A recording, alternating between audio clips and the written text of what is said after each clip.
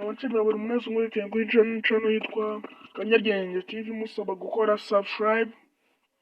Tukaba tugiye kuvuga kuri shampiyona y'Abongereza yitwa English Premier League, imikino ihari ku munsi w'ejo ku itariki 19 z'ukwezi kwa gatanu 2024.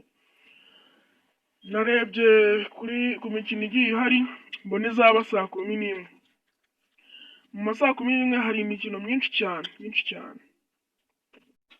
Ayo makipe nanga yakurikira: Arsenal ikaba izahura n'ikipe ya Everton ku isaha y'isa 11. Ikipe yitwa Brentford ikaba izahura n'ikipe yitwa Newcastle. Ikipe yitwa Brighton ikaba izahura n'ikipe Manchester United ku isaha y'isa 11 ku itariki 19 z'ukwezi kwa gatanu. Ikipe ya Bayern ikaba izakina Nottingham Forest ku isaha y'isa 11 ku munsi w'ejo. Chelsea ikaba izakina na Bournemouth. Crystal Palace ikaba izahura n'ikipe yitwa Aston Villa. Liverpool ikaba izahura n'ikipe yitwa Wolves ku isaha y'isa 11. Ikipe yitwa Luton Town ikaba izahura n'ikipe yitwa Fulham ku isaha y'isa 11. Man City igahura n'ikipe yitwa West Ham ku isaha y'isa 11.